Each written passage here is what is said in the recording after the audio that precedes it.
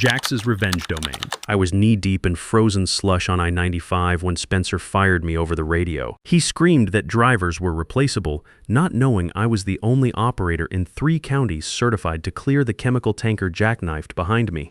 He wanted to save a few bucks on my salary. Instead, he lost the $1 million state contract and his entire company by sunrise. Name's Garrett Wells, 58 years old, and I've been running heavy recovery for 35 years. Started in the Army Corps of Engineers, learned precision under pressure. Been with Hartwell Towing since I got out, back when old man Hartwell knew the value of experience. The wind on that interstate didn't just blow it, howled like incoming artillery. February northeaster had visibility down to 10 feet. I was operating the Beast, our 50-ton rotator wrecker worth about 800 collar, and tonight felt like threading a needle wearing welding gloves. Easy Wells. Mission parameters nominal, I muttered, checking hydraulic pressure readings. My boots were planted in 6 inches of rapidly freezing slush. State police cruiser sat nearby, blue strobes cutting through the snow. Trooper Rick Torres was behind the wheel, good man. We'd worked together for years. Tonight's disaster special was a double-trailer FedEx truck that lost traction, jackknifed, and slid its rear trailer halfway down a steep embankment. If that trailer went over, it would pull the cab with it and take out the power lines below.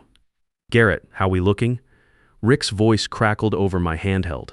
Establishing proper rigging protocols, Rick, I replied. Ground stability compromised. Need another 20 minutes to configure snatch blocks correctly. Rush this operation, I'll tear the frame apart. Take your time. You're the only certified operator out here, Garrett. Trust your training, that was the key word. Certification, operating a rotator, wasn't like driving a pickup. You needed specialized training. Hundreds of supervised hours and heavy recovery certification that maybe a dozen guys in the state possessed. One wrong calculation on boom angle and the whole rig tips over, crushing the operator. I climbed back into the control cab, heater blasting against my frozen face. Adjusted the boom, watching cables tighten. Steel groaned under tension. This was the part I understood, physics and engineering against gravity and stupidity. Suddenly, my company radio squawked to life. Unit 1, report status. Unit 1, come in. It was Parker Reed, the new fleet manager Spencer brought in 2 weeks ago. Kid wouldn't know a PTO shaft from a drive shaft if I hit him with both. Unit 1 here, I said, keeping irritation out of my voice. Currently executing delicate recovery operation. What's your traffic? Spencer wants an ETA. GPS shows you've been stationary for 40 minutes. We're burning diesel. Efficiency metrics are tanking. I stared at the dashboard. Parker, I'm lifting 40,000 pounds off a mudslide in a blizzard. Tell Spencer he'll get his equipment back when the highway's secure. Spencer says, hurry up. Overtime is not approved. I clicked the radio off. Overtime not approved. I had to laugh. Hanging off the side of a cliff in freezing rain, saving the company's state contract, and the new owner was worried about $20 in overtime pay. That radio call was just the warning shot. The real crash was coming, and it had nothing to do with the truck on the embankment. Next morning, sun was reflecting off snow with that blinding brightness that always follows a storm. I pulled the Beast into the yard at 7 a.m., eyes gritty with exhaustion. Successfully cleared the wreck, reopened the highway, saved the cargo. Textbook recovery operation. But climbing down from the cab, boots crunching on gravel, the mood in the yard felt wrong. Usually after a big night, the shop buzzed with activity. Mechanics drinking coffee, drivers swapping stories. Today, it was dead quiet. Hannah Brooks, our dispatcher, was standing by the back door smoking. Hannah was tough as nails, had to be to manage 20 truck drivers. Seeing her look rattled set off my threat assessment protocols. Morning, Garrett, she said, not making eye contact. Coffee's hot, but Spencer wants to see you first. Parker's with him. I walked into the main building. Hartwell Towing used to be a family operation. Old man Hartwell built it from one truck. He knew every driver's name, their kids' birthdays, knew how to throw a chain. But he'd passed 3 months ago, leaving everything to Spencer. Spencer Hartwell was 35, wore suits too tight, drove a leased Porsche, had an MBA and deep disdain for getting his hands dirty. Viewed towing not as service, but as spreadsheet needing optimization. I knocked and entered without waiting. Spencer sat behind his father's massive oak desk, which looked comically large for him. Parker stood beside him, holding a tablet like a shield. Garrett, Spencer said, not looking up, close the door. I closed it, rough night, Spencer. Saved the FedEx load. State police were satisfied with operational results. I reviewed the logs, Parker interjected, tapping his tablet. You took 3 hours for a recovery the manual says should take 90 minutes. You idled the rotator 45 minutes without movement. I stared at him. That's a rotator, Parker. Engine powers the hydraulics. Turn the engine off. I drop the load. Basic physics. Spencer finally looked up. His eyes were cold, devoid of understanding what we actually did. We're restructuring. Garrett, I've analyzed overhead. Insurance premiums are through the roof, mostly because of specialized equipment coverage and high salaries for senior operators. He made air quotes around senior. I'm your only heavy rescue operator, I said, voice dropping an octave. You cut corners on heavy recovery. People die. State contract requires certified operator on call 24/7. Contract requires competent operator. Spencer corrected smugly. Doesn't specify who. Your salary eats up 15% of our operating budget.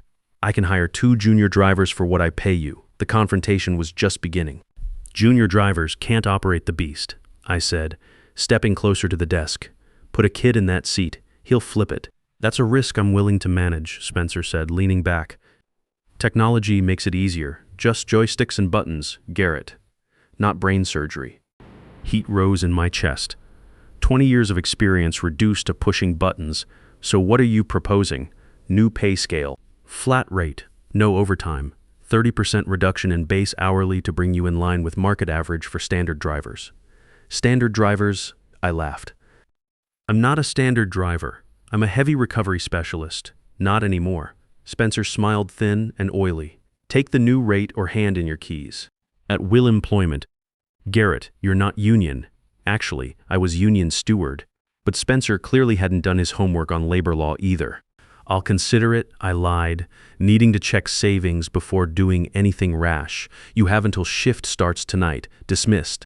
The decision got made for me that afternoon, but not how I expected. I'd gone home for some sleep when my phone rang at 4:30 p.m. Hannah's voice was tight. Garrett, big wreck on Route 9, tractor trailer versus bridge abutment. Rick requested you specifically. I'm off the clock, Hannah. Spencer says go. Says, if you don't take this run, don't bother coming in tonight. I couldn't leave Rick hanging. Roger, en route. I drove my pickup to the scene because the rotator was already out there. Cody Martinez, our apprentice, had taken it for a minor job nearby. When I arrived, the scene was chaos. A flatbed carrying concrete pipes had slammed into the bridge support. Pipes were scattered everywhere, like giant pickup sticks. Cody was there with the beast, looking pale as fresh snow. Good kid, 22 years old, but green as grass. He was staring at the controls like they were written in alien script. Can't establish proper leverage, Garrett, Cody said, voice shaking. Computer keeps throwing stability warnings. Step down, son. I've got operational control. I climbed up, bypassed the computer warnings. I knew the truck's limits by feel, not sensors. Swung the boom, stabilized the load. Within 20 minutes, I had the truck upright and the lane cleared. Rick walked over looking relieved. Outstanding work, Garrett. Don't know why they sent the apprentice first. Kid nearly dropped a pipe on my cruiser. Before I could answer, a black SUV pulled onto the shoulder. Spencer stepped out wearing a pristine wool coat that had probably never seen a snowflake before today. He looked completely out of place among the wreckage and road flares. He walked right past Rick and pointed at me. What are you doing here? Clearing the roadway, I said, wiping soot from my forehead. I tracked the unit, Spencer spat. You're not on schedule yet. You're racking up unapproved hours. And I told you I'm not paying your old rate. Cody couldn't handle the load parameters. Equipment was unstable. Cody is cheaper. Spencer shouted. The wind carried his voice, making sure everyone, including Rick and the fire crew nearby, heard every word. You're undermining my authority, Garrett. You think because you've been here forever, you run this place? You're just a driver. I'm the only certified operator for this equipment. I reminded him, my voice staying level. Drivers are replaceable. Spencer screamed, his face turning red. I can find 10 guys tomorrow who can push a lever. I'm done with your arrogance. He held out his hand. Key fob. Now. I looked at him. We were standing 5 miles from the yard, on the frozen shoulder of a major highway, surrounded by first responders who were watching this whole show. You're terminating me here, right now? I'm accepting your resignation since you refuse to accept the new pay scale. Hand over the keys and get off my property. I looked at the beast. I'd spent more time in that cab than my own living room over the years. Then I looked at Rick, who was watching with a stone-cold expression. Rick gave me a tiny, almost imperceptible nod. I reached into my pocket, pulled out the digital key fob, and dropped it into Spencer's outstretched hand. "You sure about this, Spencer? Once I walk away, I don't come back. Get out of my sight. Cody, get in the truck. Drive it back to the yard." Cody looked terrified. "Mr. Hartwell, I don't have my H endorsement for the rotator yet. I'm just a permit holder. Drive the damn truck," Spencer yelled. I looked at Spencer one last time. "Good luck. You're going to need it." I turned my back on them, walked to my pickup, and started the engine. As I pulled away, I looked in the rearview mirror. I saw Rick keying his shoulder radio, his eyes locked on Spencer. I wasn't just leaving a job, I was leaving a crime scene in the making. The drive home felt like a funeral procession of one. My hands gripped the steering wheel tight, but my face stayed calm. 35 years of practice keeping emotions in check. You can't panic when you're hanging off the side of a bridge at 2 a.m. But the rage was there, simmering in my gut like an overheated radiator. The first week of unemployment was the quietest week of my adult life. For 35 years, I'd lived by the ringtone of my phone and the squawk of the radio. Used to waking up at 3 a.m. for jackknife doubles or buses stuck in ditches. Now, I woke at 7, made coffee, watched birds at the feeder. It was peaceful. It was also terrifying. I had savings, but not enough to retire. 58 years old, too young to stop working, too specialized to flip burgers. I spent the days fixing up my house, repairing the deck, cleaning gutters, trying to burn off the restless energy that comes from a lifetime of high adrenaline work. But while my house was quiet, my phone was blowing up with text messages from Hannah. I didn't reply, but I read every single one. Tuesday, 10:42 a.m. Spencer missed rotation call for box truck on I-84. Said we didn't have a driver available. State police were pissed. Wednesday, 3:15 p.m. Parker tried sending a flatbed to tow a garbage truck. The flatbed's hydraulics blew out. $4,000 repair bill. Friday, 11:23 p.m. Cody quit tonight. Said he almost tipped the rotator trying to lift a generator. Kid was shaking when he came in to turn in his keys. I sat on my porch, sipping black coffee, reading about the slow-motion destruction of the empire old man Hartwell had built from nothing.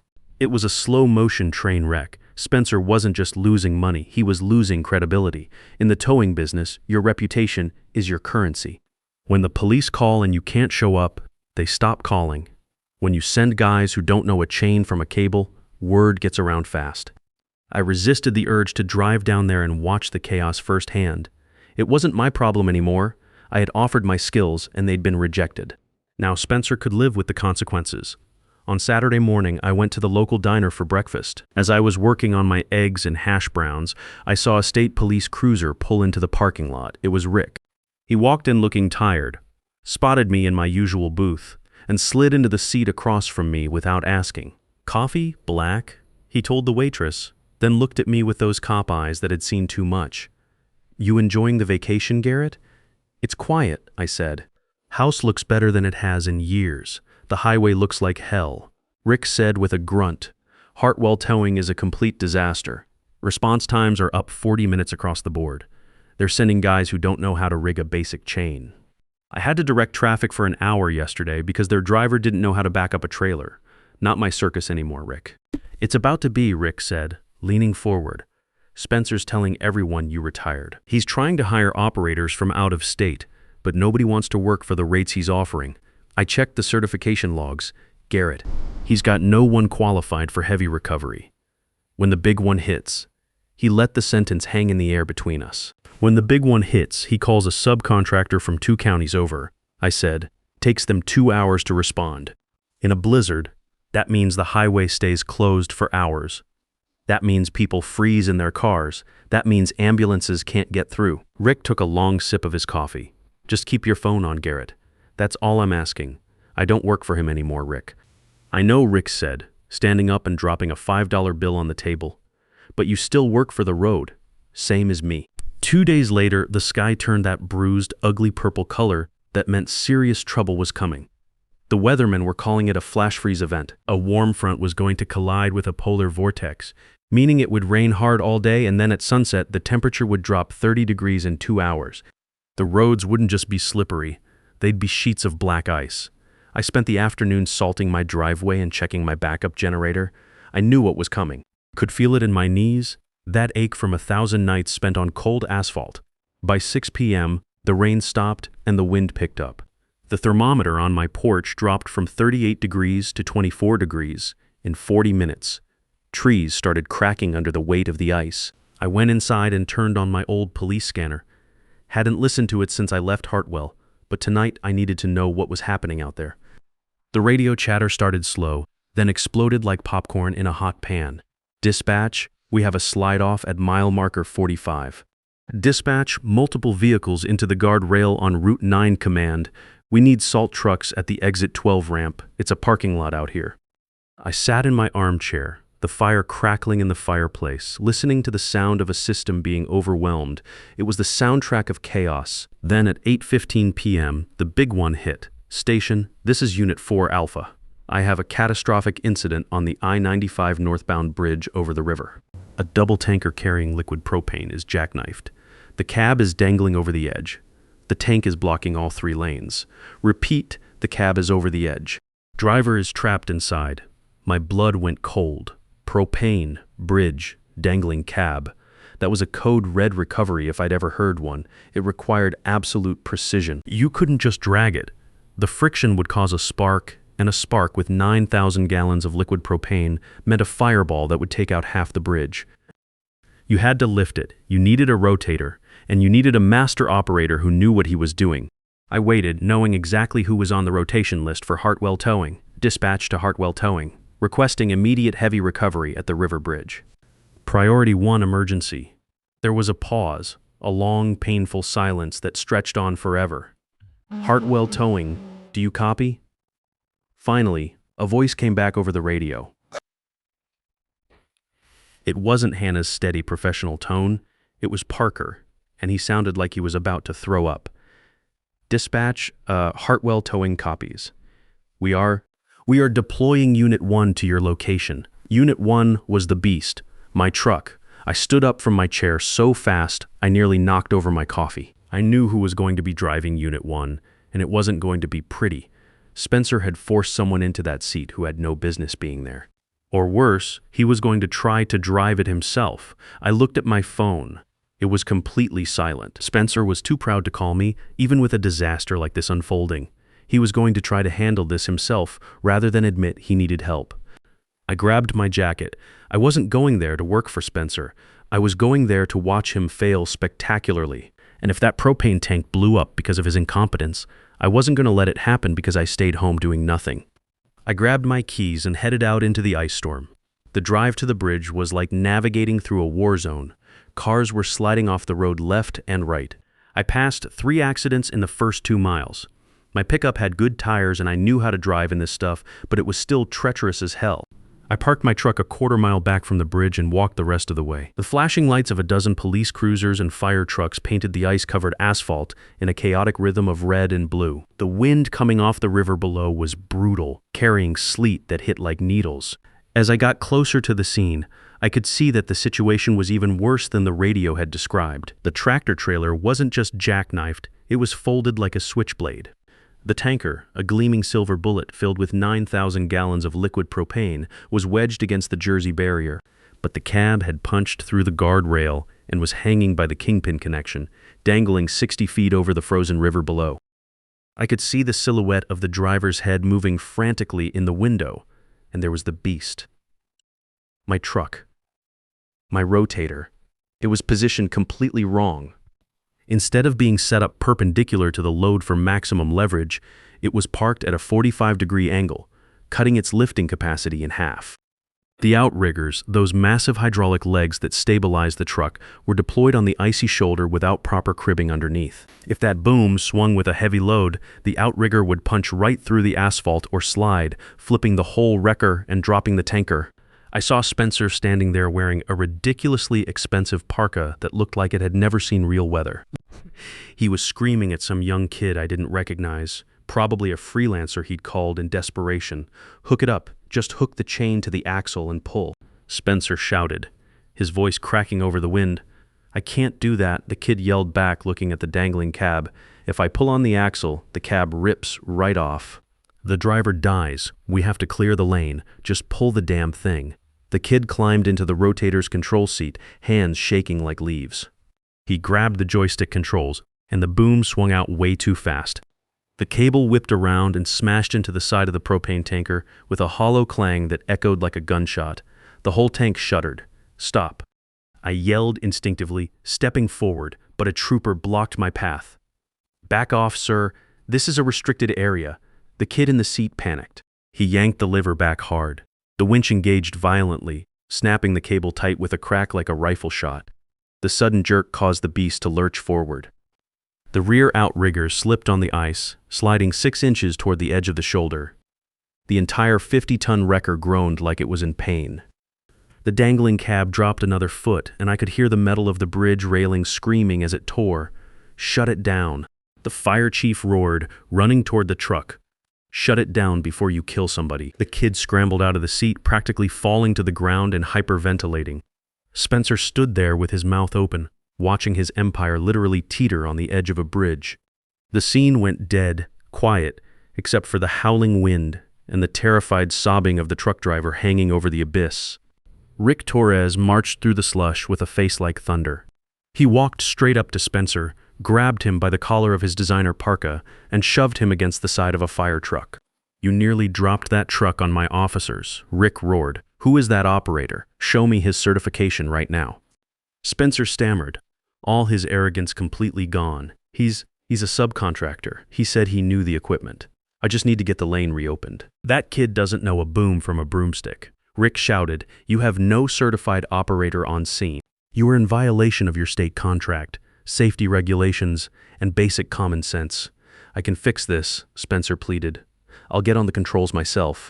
You touch that truck and I'll arrest you for reckless endangerment," Rick said, his voice dropping to a lethal whisper. "You are done, Spencer. Get your people off my highway." "But the tank is still unstable. You can't just leave it hanging there." Rick turned away from Spencer and scanned the crowd of first responders. He knew I would be there. He knew I wouldn't be able to stay away from something like this. His eyes found mine across the yellow barrier tape. He didn't smile. He just gave me one single nod. Officer Rick barked at the trooper, who was blocking me. "Let him through." I ducked under the tape and walked straight to Rick, ignoring Spencer completely. "Can you save it?" Rick asked quietly.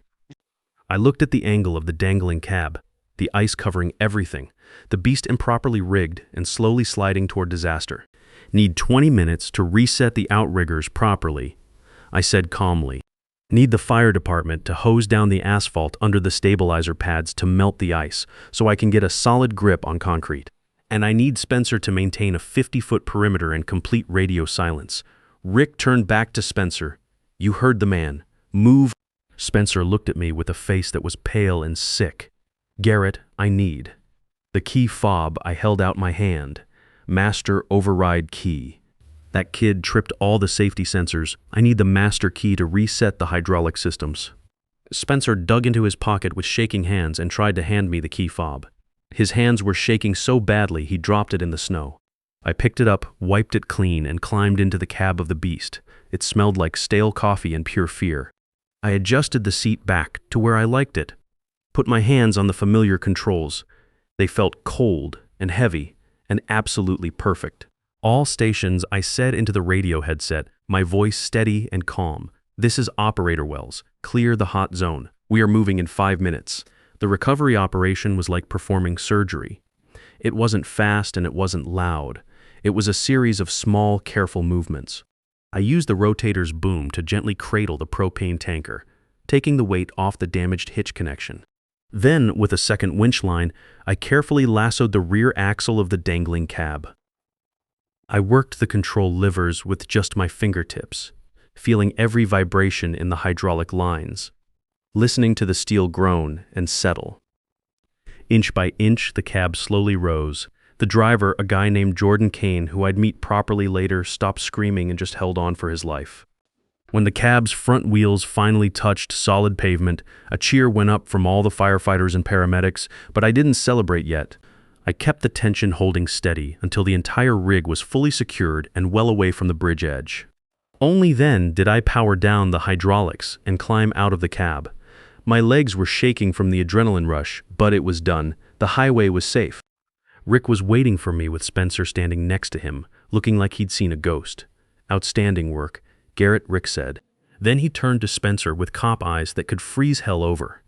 "Mr. Hartwell, I'm going to need to see the current insurance binder for this vehicle." It's back at the office," Spencer mumbled. "I called your insurance carrier 10 minutes ago," Rick said, pulling out his notepad. "They informed me that your heavy recovery rider was suspended last week due to non-payment of premiums. You have no insurance coverage on this truck, and you have no certified operator currently employed. That was just a clerical error." Spencer cried desperately. "I was switching insurance providers to save money on the premiums. Operating a commercial vehicle of this class without proper insurance is a felony in this state," Rick said coldly. "And operating under a state contract without proper certification is fraud." He stepped back and keyed his shoulder radio. "I am officially voiding the state police contract with Hartwell Towing, effective immediately. All company vehicles are to be impounded as evidence in an active investigation regarding the willful endangerment of public safety. You can't do that." Spencer shrieked. "That contract is worth $3 million a year. It's my whole business." "It was your business," Rick corrected. He turned to a waiting deputy. "Impound the rotator, but let Mr. Wells here drive it to the impound lot. I don't trust anyone else behind the wheel of that thing." Spencer grabbed my arm in desperation. "Garrett, please. Tell him I just hired you back. Tell him you were on the clock tonight. If you say you were working for me when this happened, the insurance coverage holds up. I'll pay you double your old salary, triple." I looked down at Spencer's hand gripping my arm, then at the desperate sweat beading on his forehead despite the freezing cold. "I don't work for you, Spencer," I said, brushing his hand away. "I'm just a good Samaritan who happened to be in the area. And according to what you told me the other day, drivers are replaceable. Remember?" I climbed back into the beast one more time. As I put it in gear and started driving away, I could see Rick in my mirrors putting handcuffs on Spencer, but it wasn't just for the botched towing job. It was for the forged safety inspection logs they'd found in the cab while I was working on the recovery. The fallout from the bridge incident was absolutely nuclear. The state police didn't just cancel Hartwell's contract, they scorched the earth completely. Because Spencer had allowed the insurance to lapse on the heavy recovery unit while still keeping it in active service, every single liability from that night fell directly on him personally. The damage to the bridge guardrail alone was $25,000. The emergency response mobilization cost was another $15,000. And then there was the criminal fraud investigation on top of everything else. 3 days later, I was out in my garage working on my pickup when a sleek black sedan pulled into my driveway. It was Spencer's lawyer, a nervous-looking man in an expensive suit, and Spencer himself. Spencer looked like he hadn't slept in a week. Spencer got out of the car wearing jeans and a hoodie, trying to look humble and approachable. It didn't work. "Garrett," Spencer said, walking up my driveway with his hands up like I might shoot him. "Can we talk for just a minute?" "I'm busy, Spencer," I said without looking up from under the hood. "Unless you're here to pay me for the recovery work I performed as an independent contractor the other night, I can pay you," Spencer said quickly. "I can pay you whatever you want. That's exactly why we're here." The lawyer stepped forward nervously. "Mr. Wells, my client is prepared to offer you a very generous retroactive employment contract. We just need you to sign a simple affidavit stating that you were in fact employed by Hartwell Towing on the night of the incident. If you sign this document, we can process the insurance claim and everyone wins." I wiped my hands clean on a shop rag and stood up slowly. "So you want me to commit insurance fraud to save your clients behind? It's not fraud," Spencer pleaded, his voice cracking. "It's just a technicality, Garrett. If that insurance doesn't pay out, the bank is going to call the loan on the entire fleet. They'll liquidate everything. My father's whole legacy will be gone forever." "You destroyed your father's legacy the day you decided that safety protocols were too expensive," I said, leaning against my truck. "You fired me because you thought I cost too much money. Now you want to hire me back because I'm the only thing that can save you from complete bankruptcy. I'll give you a huge raise," Spencer shouted desperately. "I'll give you 10% equity in the company. Please, Garrett, I'm looking at serious jail time for criminal negligence if this whole thing goes sideways. Just sign the paper." He held out a clipboard with shaking hands. The documents fluttered in the cold wind. I looked at the signature line at the bottom of the page. It was honestly a very tempting offer. Good money, job security, equity in a business I'd helped build. But then I remembered Cody shaking with fear in the rotator's cab. I remembered the propane tanker swaying over the river. I remembered Spencer screaming in front of everyone that drivers were replaceable. "No," I said simply. "What?" Spencer whispered. "No, I won't sign it. I wasn't your employee that night. I was just a guy who cleaned up your mess." Spencer dropped the clipboard in my driveway. He looked at his lawyer, then back at me, his eyes filling with genuine, terrified tears. "You're completely ruining me," he said. "No, Spencer." "You did that all by yourself," I replied. "Now get off my property." It took exactly 4 months for the wheels of justice to grind Hartwell Towing into fine powder. With the state police contract gone and the insurance claim permanently denied, the bank moved fast to foreclose on everything. The trucks, the building, all the tools and equipment, everything went to the auction block to pay off Spencer's mounting debts. The auction was held on a rainy Tuesday morning in June. The yard was absolutely packed with vultures from every towing company in the tri-state area, all looking to pick the carcass clean and grab some bargains.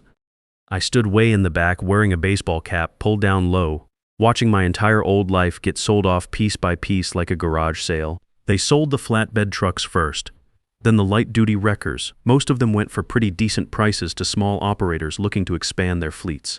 Then came lot number 101 minus the beast. The massive rotator sat there gleaming in the light rain, looking as powerful and intimidating as ever. But it was a very specialized tool. Most of the guys at this auction didn't have the contracts or the proper certification to operate something that complex. It was too big, too expensive to maintain, and way too complicated for a standard towing fleet. Bidding starts at $150,000, the auctioneer announced loudly. Complete silence from the crowd. Do I hear 100,000 for this beautiful piece of machinery? More silence.